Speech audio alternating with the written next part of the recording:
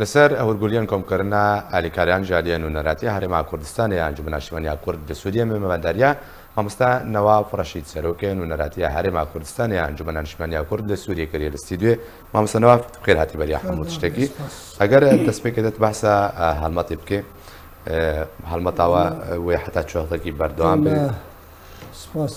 سلااو ڕێزش بووە گەلێک سپاس. ئێمە شخوا پاش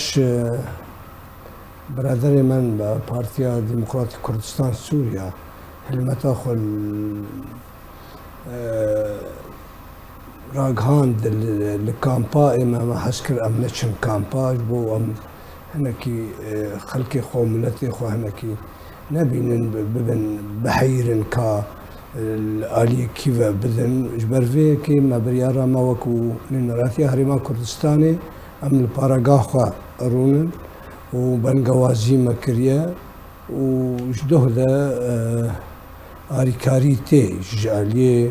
xêrxwaza û kesê me dixwaze alîkariyê bike cilûberg hatine derman hatine îro beşek dî cil hatin ev roj me pêşwaziya şandek ji partiya Komela İslamî a berêz Sêdayê Bapîr belê Elî Bapîr me pêşwaziya wan kir amade bûn ji bo xatirê gotin ême em anha alîkariya hemû dezgehê xwe em alîkariyê kom dikin civînin û em ê pêşerojê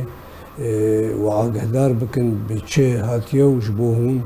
rêbidine me em ê çawa diriya were derbas bikin bikînin. Yanî Komeleya Dadgeriya İslamî ya Kurdistanê Dadgeriya Kurdistanî bûre wabxwe niha ew jî weke helmet nav xwe de ragihandine bes wê bînin radestî me bikin wekû biryara wan wekû xirara wan şanda wan bi serokatiya birêz şiwan hatibûn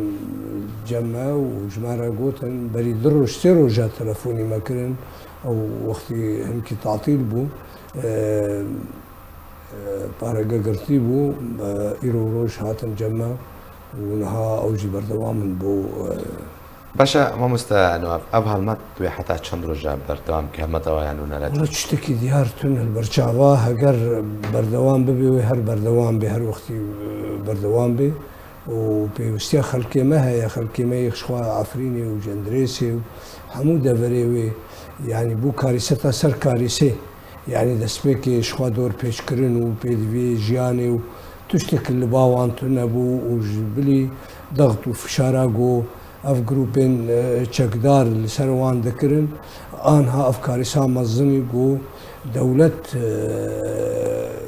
zêdeyî hêz û qewet û hilmeta dewlet heye îcar pêwîstî heye got em berdewam bin hetanî got çareserî koma navdewletî UN karibê erkê xerabê derbarî va xelkê me. باشە مامۆستا نەواف هەڵوێستا خەڵکێک و ئالیکاریانی پێشکەشکردنیانی هەڵوێستا چ جۆرە هەڵوێستا چ ژۆرە دەجن دەبان و ئالیکاریا پێشکەشکردن کوون بوارە دڕون دەبینن ئەو دەبینن وەکە ئەرکێ وانە وەکە واجبەکە لەسەر وان و کێلەکە ئەهلێ خۆ و برادەرێ خۆ بسەکنن و هەر کەسێک تێ ینی شتێک و کاربێ بدێ ینی ناهاتیە بێ بەس خوا شتێکی گەلێکی خۆشە ئەم کوردژی هەر وەختی چ قاس ناکۆکی هەبن چ قاس مشکلە هەبن دەماگ و دەغتێک چێت بێ فشارێک چێت بێ خەڵکێمە خۆلسەر هەفددن ویا تایبەتمەندیک ملەتێ کوردە شتێکی گەلێکی باشە جێ ڕەحەتیە جێ شەهنازیە وامە و هەر کەسێک تێ بێیگ و زانوێ بەستێ بەرێ خۆ دێ پارەگەی و پشتی بە بانگەوازی کردێت بژێ ئەم ئامادەن ئەگەر جلوبەرگ بن ئەگەر پەرە بن ئەگەر دەرمان بن و ئیرۆ ئەم بەلکی سۆزەک هەیە سبێنی بەشێک دیش دەرمانە ژمارەوە. باشە مامۆستا نەواف بێ دەستخوازم کۆمنتاتەر سەر گەهشتنە دەستگا خێرخوازیە بەرزانی بۆ عەفرینێ و کاروانە ئالیکاریان و دەرباس وێ دەکرد دۆزدە بار هەرگر بوون یەکەم کاروان گۆری و سەرۆکێ دەستگەهێدا قیاکردن و کاروانی دنجی درێدەنە و وێ ئۆفیسی ژڤەکەن ڕژدن کوبەکەن گەشتنا دەستگا کۆزیە بەرزانی وەکە یەکەم بێژن ڕێکخرا و گەشتە سەراستەنام دەوڵەتی خۆ گەهان داعفینە چاوتێ شلوبەکە ئەوەیە شخوا گرێدایە شخوا جەنابێ سەرۆک و هەرێما کوردستانێ حکوومەتا خوا ملەتێ خوا و وەکو دەستگەها خێرخوازە بەرزانی دەستگا کە خێرخوازی تەخسیری نەکرێش ملەتێ مەرەش دەستپێکە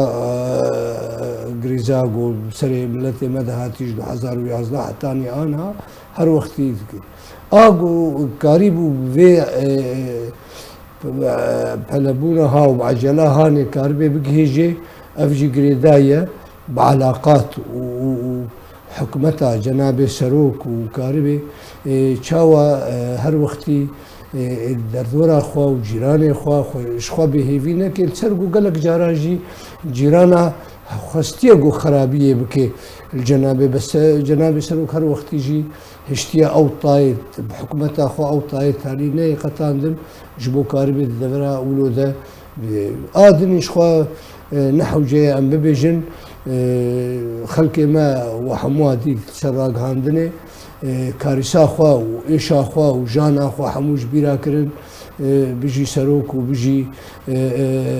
Kurdistan û bijî ev jî birastî yanî xelkê me wekû bêg û tiştekî bibînin û bistînin hema suretê نەمرێ مەزن و بەرزانی لەسەر وان کەمیۆنا و سێرا دیتن بوو جێ شەهنازیە و جێ کەیفێ سەروان خوێنێ و سەروان تەرما و سەروێ خراکردنێ وایژی بڕاستی ئەدبیژم کێ ملەت کار بێ بگێ بێ ئاستا گەلک سپاس ji بۆی مامۆستا ڕەشید سەرۆکیە نونەراتیە هەرێما کوردستانê یا ئەنجومەنە نیشتیمانیا کورد سووری کوتم ڕەوی گەلک سپاس